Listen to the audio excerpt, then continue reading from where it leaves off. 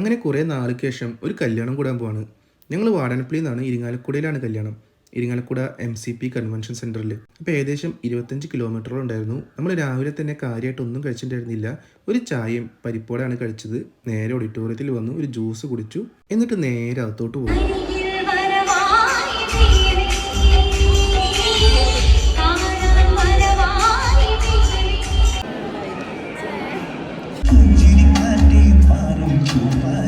അങ്ങനെ ഒരു 10-15 മിനിറ്റ് പരിപാടിയൊക്കെ കണ്ടിട്ട് നേരെ ഫുഡ് കഴിക്കാനായിട്ട് പോന്നു.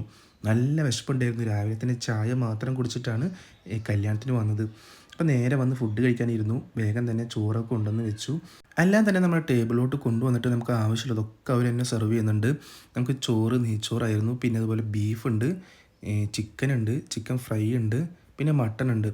മട്ടൺ ദം ബിരിയാണി, ചിക്കൻ ദം ബിരിയാണി, പിന്നെ ചിക്കൻ ഫ്രൈ ചെയ്തത്, അങ്ങനെ എല്ലാ ഐറ്റംസും ഉണ്ടായിരുന്നു. പിന്നെ പുതിന ചട്നി ഉണ്ടായിരുന്നു, കച്ചമ്പർ ഉണ്ടായിരുന്നു, പപ്പടം ഉണ്ടായിരുന്നു.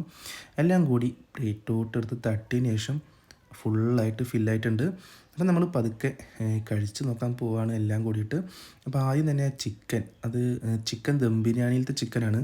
ആ ചിക്കനിൽ നിന്ന് ഒരു പീസ് എടുത്തിട്ട് ആദ്യം റൈസ് മാത്രമായിട്ട് കഴിച്ച് നോക്കി. നല്ല ടേസ്റ്റ് ഉണ്ടായിരുന്നു. അതായത് ആ മീറ്റിലെ മസാലയുടെ അധികമായിട്ടുള്ള ടേസ്റ്റോ അല്ലെങ്കിൽ അധികം മസാല ഒന്നുമില്ല, പ്യുവറായിട്ട് ആ മീറ്റിൻ്റെ ടേസ്റ്റാണ് നമുക്ക് കൂടുതൽ കിട്ടുന്നത്. അത് ആ ബീഫാണെങ്കിലും മട്ടൺ ആണെങ്കിലും ഒക്കെ അതുപോലെ തന്നെ. ബീഫാണെങ്കിൽ കുരുമുളകിൻ്റെ ടേസ്റ്റാണ് കൂടുതൽ കിട്ടുന്നത്. നല്ല പ്യുവറായിട്ടുള്ള ബീഫിൻ്റെ ടേസ്റ്റ്. ബീഫാണെങ്കിലും മട്ടനാണെങ്കിലും അടിപൊളിയായിട്ടുണ്ട്. നല്ല പോലെ വെന്ത് കറക്റ്റാണ്. നല്ല പൂ പോലത്തെ എന്താ പറയുക, മട്ടനൊക്കെ ഭയങ്കര സോഫ്റ്റായിരുന്നു. ദം ബിരിയാണിയാണ് കേട്ടോ മട്ടൺ. അപ്പോൾ അതിൽ നിന്ന് കുറച്ചെടുത്തിട്ട് കഴിച്ച് നോക്കി സെപ്പറേറ്റ് ആയിട്ട്. സംഭവം അടിപൊളിയായിരുന്നു. പിന്നെ ചമ്മന്തിയും സാലഡും പപ്പടവും കൂട്ടിയിട്ട് ഒന്ന് കുഴച്ച് കഴിച്ചു നോക്കി. അതും എല്ലാം നല്ല ടേസ്റ്റാണ്. എനിക്ക് തോന്നുന്നു നോർമലി എല്ലാവർക്കും ഇഷ്ടപ്പെടുമെന്ന് അറിയില്ല, കാരണം അധികമായിട്ട് മസാല കാര്യങ്ങളില്ല. വളരെ പ്യുവറായിട്ട് വളരെ എന്താ കുറച്ച് മസാലയൊക്കെ ചേർത്തിട്ടാണ്. കൂടുതലും മീറ്റിൻ്റെ ടേസ്റ്റായിരുന്നു കിട്ടിയിരുന്നത്.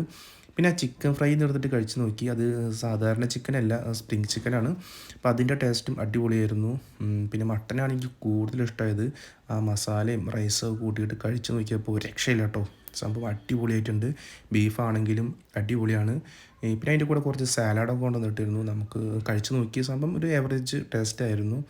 ഇപ്പം എല്ലാം കൂടി പ്ലേറ്റിലും സാലഡിൽ ഇടാനായിട്ട് ഞാൻ കൂടുതൽ റൈസ് ഒന്നിട്ട് കഴിക്കാൻ നിന്നില്ല.